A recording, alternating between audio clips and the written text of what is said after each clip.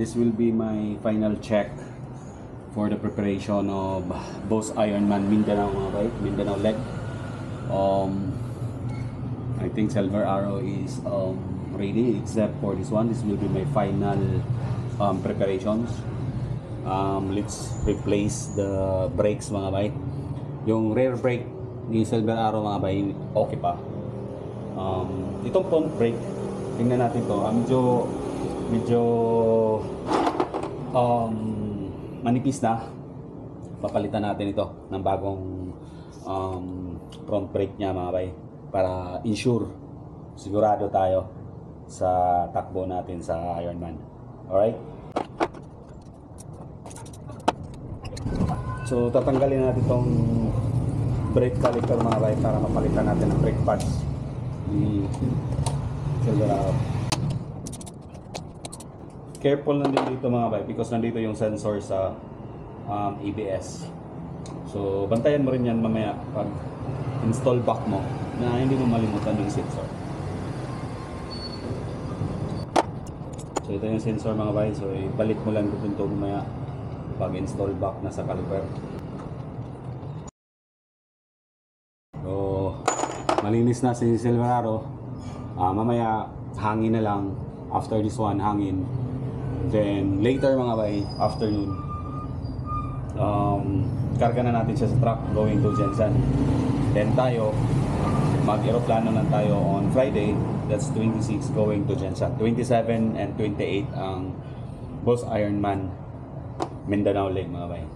Para matanggal mo siya kaagad mga bay, kasi mahirap to tanggalin kaagad eh, kasi naka-lock pa yung or naka-engage ang brake. So what you have to do is tulak mo lang to. Yung center, sa center ka magtulak mga bay, huwag sa gilid kasi dalawa ang piston nito, both sides, para maluwagan konti. Yan, medyo maano mo na siya, magalaw mo na siya. So tulak pa more. Yan. Then ganyan-ganyanin mo na lang until matanggal mo na. Yan. Alright? Tanggalin mo rin ito na sa gitna na parang pin niya na nag-hold ng pads. So loosen up mo muna ito na portion bago mo tanggalin ang mga bolt sa caliper. Okay. Itong lock niya. So tanggalin mo na. O yan o. Wala na rin o. So kung napansin nyo mga bay, wala na yung linya. So palitin na talaga. So kung itakbo mo po ito ng 1,200 km, wala na ito. Dali ka na nito. Kabila meron pa, pero ganun din, konti na lang masyado. So hindi na to aabot din ng 1,200 km, baka 300 km na lang to. Tapos ito.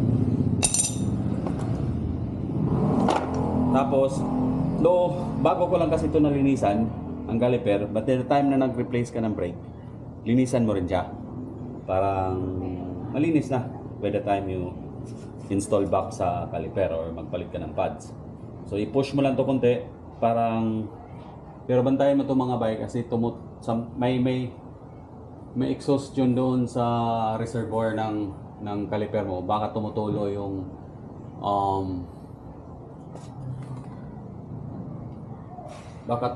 yung brake fluids mga bay.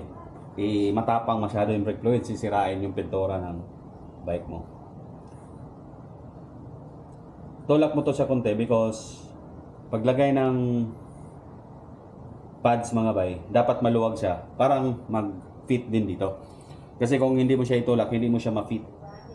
Dahil makapal ang bagong pads na ilagay mo.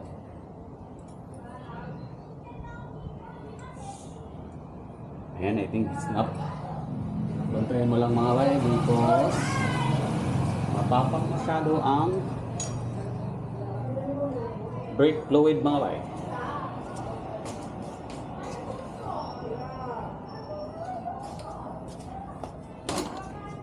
So wala naman mga bay, wala naman tumutulo sa reservoir niya. So ito yung ipalit natin na pads.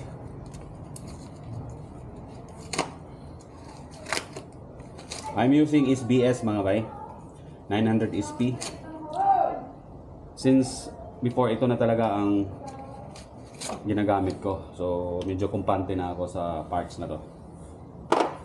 But marami naman ding mga brake pads available in the market. But so far comfortable ako sa brand. So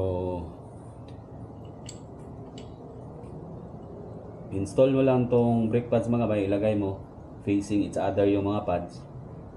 Kung napansin nyo mga bayo, maliit pa masyado ang gap. So baka hindi pa magkasya dyan dito sa rotor. So mamaya itulak natin to by the time na in fact, pwede mo siyang itulak install talaga.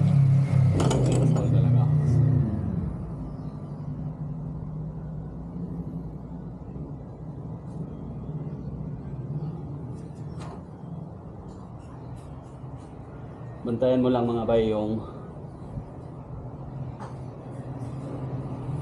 wala naman mga bay.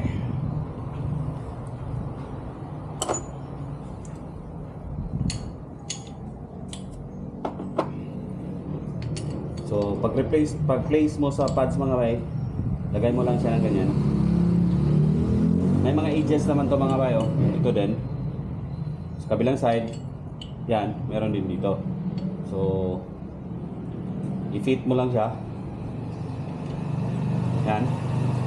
Tapos, of course, ibalik mo yung lock niya. Ang placing the lock mga bay, meron naman tong guide eh. So hindi ka mawala. Itulak mo lang siya, parang mayroong mag-hold sa pads mo. Then ibalik mo lang yung pin niya mga bay na mag-hold totally sa lahat ng brake pads. Alright.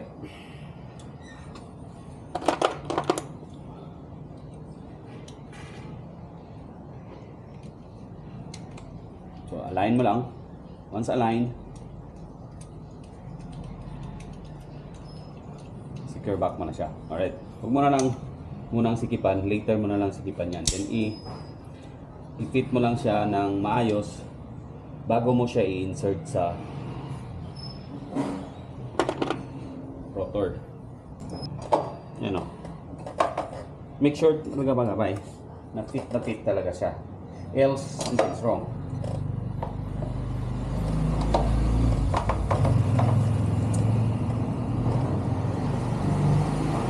Okay?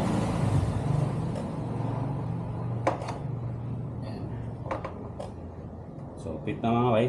So, ibalik mo na to. Huwag mo itong kalimutan mga bay ang holder sa EBS.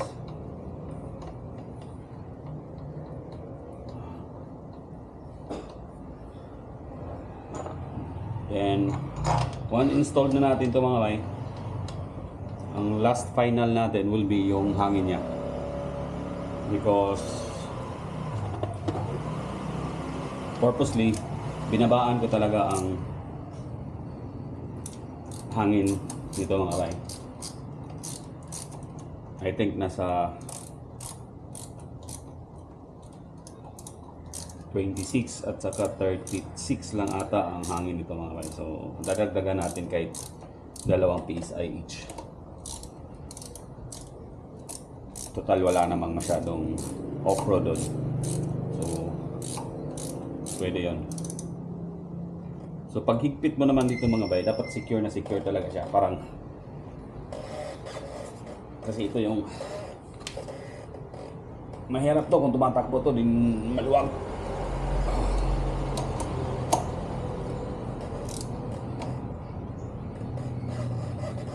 So tama yan. Tapos saka mo higpitan ngayon yung sa pin para may pwersa na mga bay.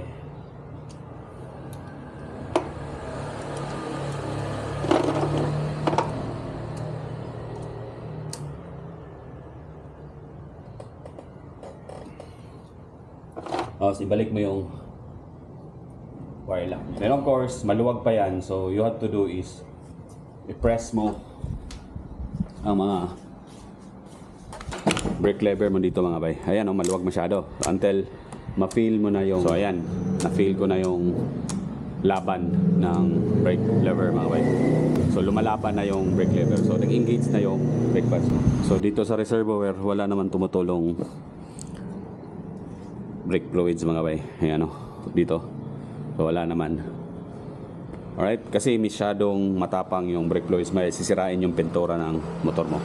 Alright, so next mga bay is the hangin mga bay. Para sa hangin din naman mga bay, I always have this mini compressor ng stop and go. Importante ito mga bay, especially pag mga long distance sa ride. Though may mga vulcanizing naman sa area, pero what if kung magkakaroon ka ng flat or mababa na hangin sa walang mga vulcanizing na area, so mahirap na mga bay. Tinatakbo mo yung motor mo na naka low pressure, naka low air pressure, so sisirain yung gulong mo. Medyo may kamahalan yung gulong mo mga bay, expensive konti yan, no? Ang pares nito mga bay, mga between 18 to 20,000, so sayang din naman. So, attach lang to doon sa charger ko sa motor, no? And of course, if ever man magkakaroon ako ng mga flat tires dahil na pako ka or whatever, I have this also, the stop and go na tire plugger. Yan. So, medyo hindi ko na ito nagamit, matagal-tagal na, but hopefully hindi ko siya magamit. Alright? But kailangan nyo rin to mga bay. So you should have also mga ganito, just in case magkakaroon kayo ng flat tire dahil napako kayo. So install natin ito mga bay. Dadagdagan. Of course, once mag-start ka nito, dapat naka engine start ka rin, parang hindi din maubos yung battery mo mga bay.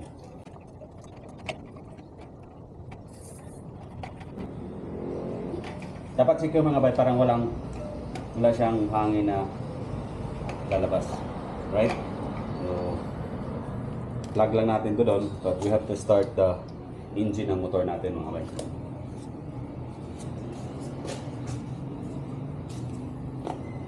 So dito ko lang siya sa charger. Meron akong charger din kasi dito mga bay, parang cigarette charger. So dito ko lang siya din kinakabit. Yan. We have to engine start sa bike mga bay. Ayan, may ano na siya, tire pressure na advice or message mga bay.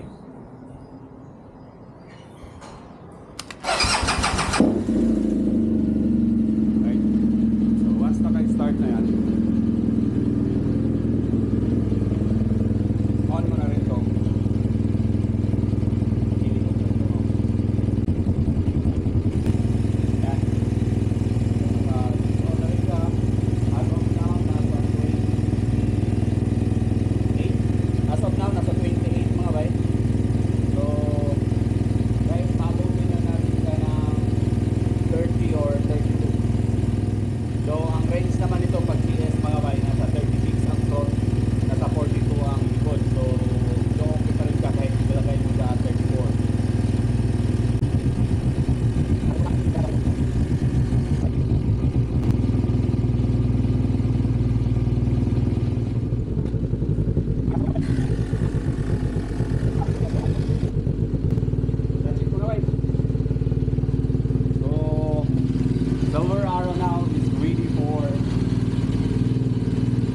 Boss Ironman Mindanao.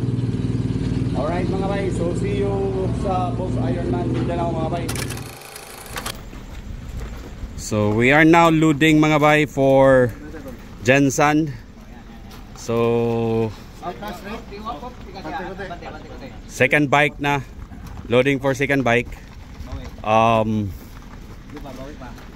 Unya ni gabi mugikan mga bay, padulong sa Jensan. So expected arrival sa Jensan mga bay will be around January 25. So activity or the event mga bay will be on. Wag pa ipatas. Abante. Dito ipatama ako. Abante. Sige, full. Sige. Okay. Dali ha. Stand. Stand lang. Oh, then both sides. All right. Up, Joel, up. Up, Joel. Yan mga easy na mga ano, kailangan lang ng mga lifter. Tulak mo lang, Joel. Tulak lang dyan. Sakay. Yun oh. Kaya na ka-easy. Atras. Clutch lang. At sadali. Okay.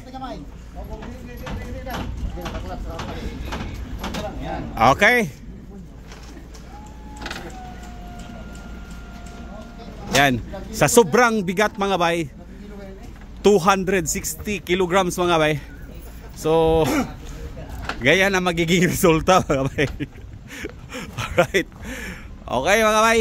So expected arrival in Jinsan mga bay will be around January 25. Time check or date today mga bay, it's January 22, so 3 days. So nandun na sila sa Jinsan by 25 pag dire-diretso mga bay. Then ang activity or ang Boss Ironman mga bay will be on January 27.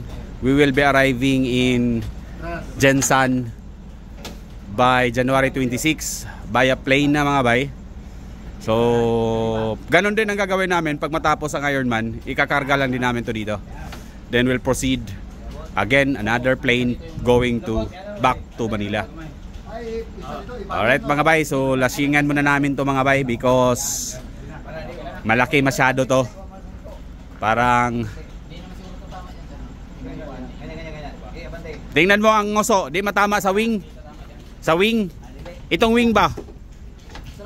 Sa wing. I-try daw. Sarado daw. Ang oso. Layo na. Alright. So may play pa. So pwede. Alright mga bay. So see you in Boss Ironman Mindanao leg mga bay on 27 and 28 Butuan mga kababayan. Abangan nyo kami. CP number 4. Alright.